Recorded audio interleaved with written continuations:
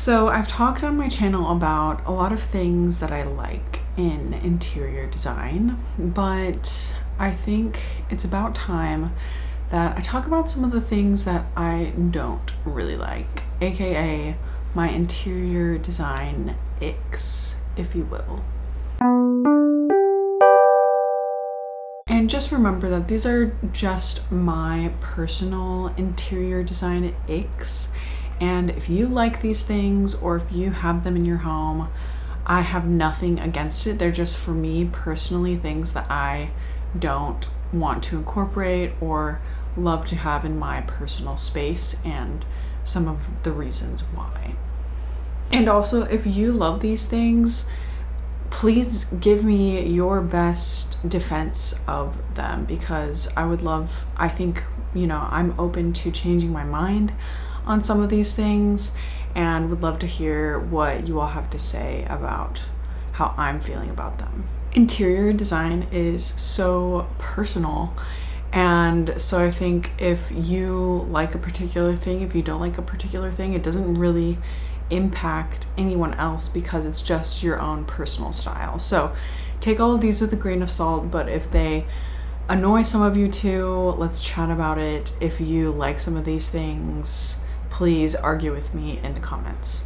The first thing that I really don't love seeing in interior design detailing is scallops, like a scalloped edge to like a curtain, or I feel like you see them a lot on wooden pieces, like whether those be vintage or contemporary. I feel like they're more incorporated in like contemporary pieces, but there's just something about like a scalloped edge that really just annoys me.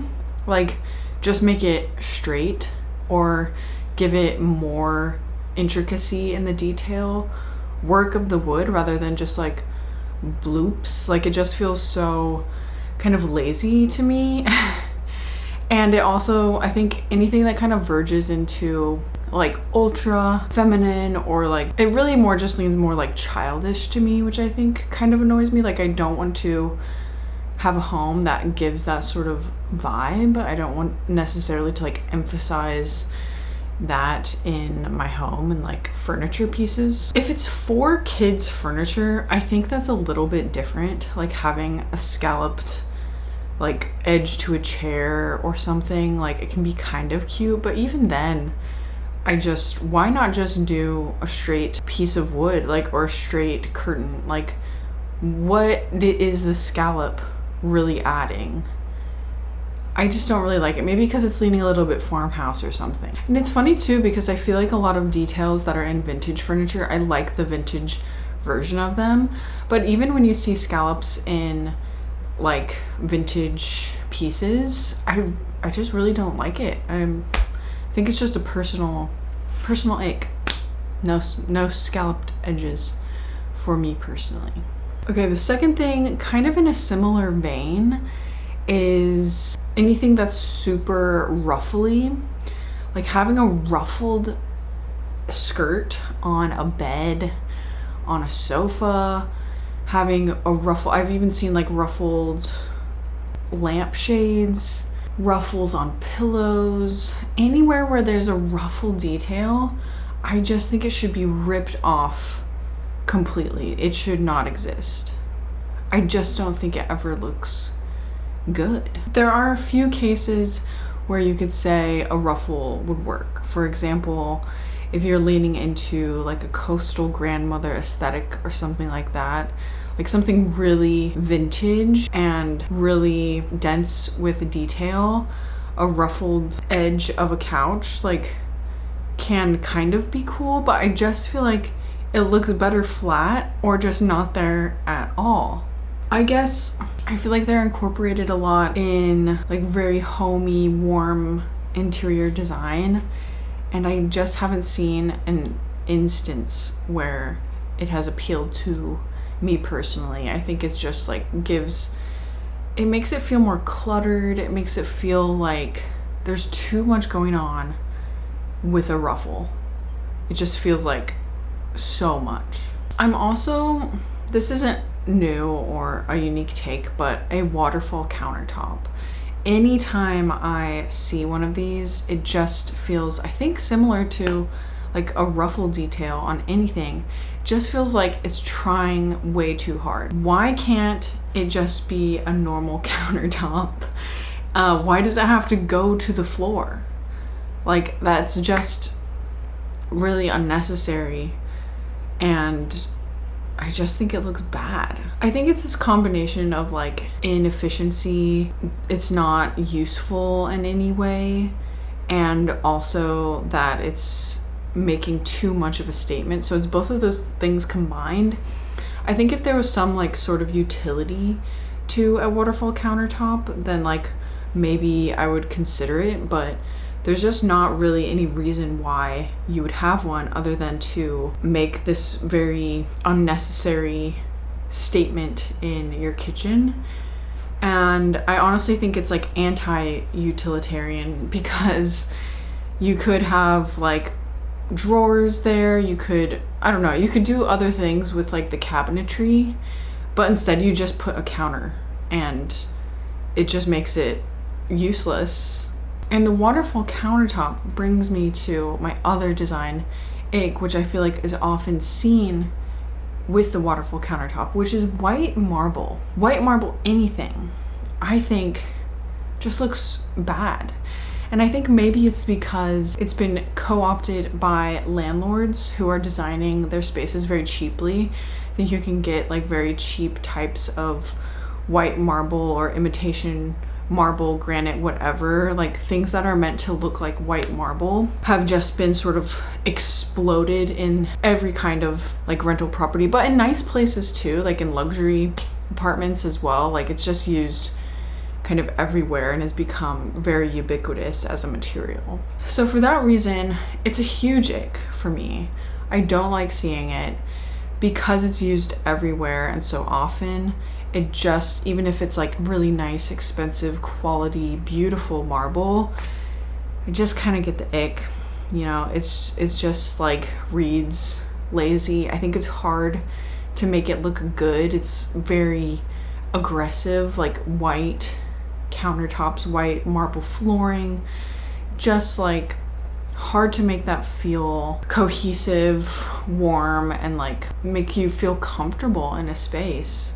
I think it's really off-putting, honestly. Another design ick, anything with fake patina. And patina has to be earned, right? Like you have to have something over time in order for it to develop a patina. It has to be faded by the sun, it has to be touched and used, and, you know, like worn down by the weather, time, people, to develop a quality that is just kind of indefinable, I think, at the end of the day. So anything that tries to imitate this just really makes me mad, because it's like stolen valor. You are taking something that is difficult to create, to develop over time, and you're just making like a cheap imitation of it. And so that really annoys me, because you're like trying to cheat the system. And then it also annoys me because it just always looks bad. Like anything with this sort of fake patina just never is able to replicate it in the same way. It's always going to look terrible. It's better to just get something that looks new and wear it down over time than to buy something new that has a fake patina to it. And I feel like a lot of people are like, oh, like fake patina, you only get that with like shabby chic kind of aesthetics or things that like people sort of agree on is like bad. But I feel like you see a lot of things with a fake patina to them, a fake like agedness and character, edge, texture to them from really nice places and really, you know, like high-end pieces. Designers are incorporating this, and it's a huge ick. I really just don't understand why you wouldn't buy something vintage or just, you know, have it develop a patina over time. I actually do know why people do it. It's because that's a time-intensive process, and if you can just buy it with a patina, then, you know, you feel like you're good to go, but you're not. It's not good to go. Moving on to like specific pieces of furniture, I really have developed an intense ick for cloud couches and anything like them. There are thousands of dupe of a Restoration Hardware cloud couch. Those things, first of all, the originals are insanely expensive and they wear down so quickly. It's kind of ridiculous. I just think they are so wide that they become uncomfortable, and also they just look like really floppy, and I think that's really hard to make look nice and like keep it looking fresh. It's just always going to have this sort of like lumpy, sloppy quality to it. But because there are so many dupes of the cloud couch, I think more people get the dupes than the original, which I would honestly suggest. I think it's kind of ridiculous to spend Restoration Hardware money on a couch like this. But the dupes are often like not also good quality either, so they end up looking bad, and I think everyone is just having a bad experience all around. Personally, I don't know. Maybe some people love them. For me, they just kind of seem shapeless blobs of couches. Next ick is jute rugs. I know there's a lot of people who are jute rug defenders. Have you ever stepped on a jute rug with your bare feet? It's really uncomfortable.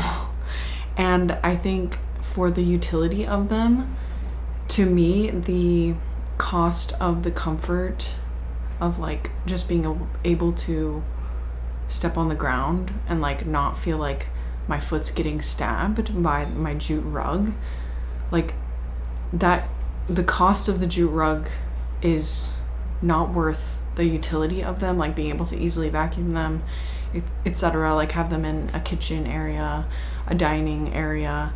I would just rather have no rug at all than a jute rug. I don't know, I just think they look, there's this sort of like, maybe the texture is sort of feeding into the way that I feel like they look, like they have this like scratchy quality to them, and just in the way that they look, also in their texture of course, but I don't know, I just don't love like that texture in a room, both in the way that it feels but also the way that like the texture reads visually. I know that this is controversial, but certain types of plants really give me the ick.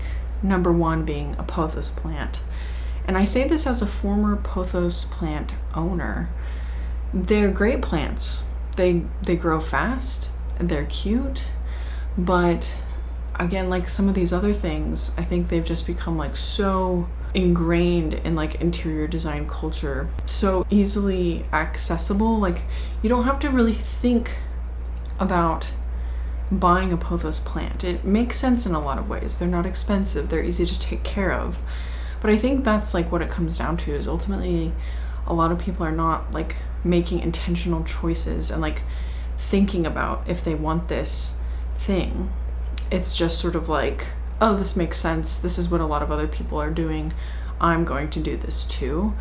And so if you do genuinely like a pothos plant, then go for it. But my sort of sense is that they are just sort of like the easiest go-to plant and are being like shoved into corners everywhere. I think I don't like them, and they give me the ick kind of for that reason. Like they just sort of symbolize like not wanting to think about what we want in interior design and just sort of like having things being fed to us. And I think it's kind of the same also with like monstera plants. I have nothing against the plant itself, it's more just like really the approach to the plant that bothers me. And I feel like there are so many other types of plants that are easy to take care of that I think you can incorporate into your home in like a more tasteful way. They also grow really fast, and I think this sort of leads to them sort of like it can be cool if they're sort of like draping down, but they kind of get in the way. They can look messy. I don't know.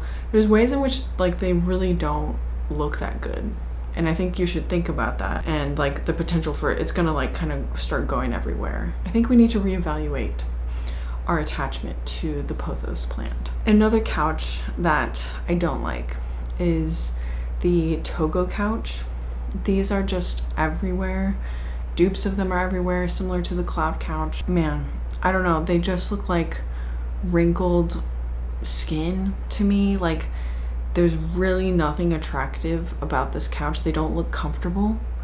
They don't look cute. They often people are getting them in these like weird colors, like off-putting colors. And yeah, I think Togo couch, really any sort of couch that goes like viral or like gets really trendy. Again, like some of the other things like white marble, the pothos plant, like things that people are not really like thinking about and just sort of like putting in their home because it's like people are telling them that it's cool and trendy, you know. It's like, let's just like think about this for a second. Like, do you like this thing, or are you just being told that you do like this thing? And I think with everything, like everybody needs to be thinking about that, like making their choices more intentional for everything. My final interior design ick of the day is too many baskets. So there's a caveat with this. I think some baskets are okay. A lot of people are gonna say no baskets ever look good. I disagree with that, but I think you can overdo the baskets, and I think you should be intentional with the type of baskets that you choose. I currently have 2 baskets in my home, and I honestly don't love them, and I would like to change them out with like a cooler basket. Like the weave is just really chunky. I got them, you know, a while ago, and it's time to revitalize the baskets. But I think you do need like storage containers of some sort in your home for things to not look cluttered, for you to have like spaces for blankets, random stuff. And I think a basket can be a good option in a tasteful way. What bothers me and what gives me the ick is when you have too many baskets and they just become like everywhere, and it kind of looks like you have a basket disease in your home. It can lead to a place looking a little bit too farmhousey. That's just, you know, my personal preference. I don't want my space to be looking like Ballerina Farms necessarily, but I think there are really cool baskets. Japanese basket weaving is a really cool practice, and those baskets can look like really beautiful. So yeah, some baskets are okay, a ton of baskets are not, and I think you should like having a smaller weave on your basket, having it be like handcrafted. Of course, vintage is preferred, but like sometimes you just need to get a basket. And I don't think 1 or 2 baskets is bad, but when it starts to become like every shelf, it's everything in your like pantry is like in a basket, everything in your bathroom organization is basketry. It's it can just be a lot. Those are some of my icks, interior design icks, and they change all the time, you know, like, and I can be convinced things that have previously given me the ick I now like, and things that I have liked in the past now give me the ick. Like, these things are changing all the time. So let me know what you think and what your personal interior design icks are. And please like, comment, and subscribe. And I will see you all in the next video.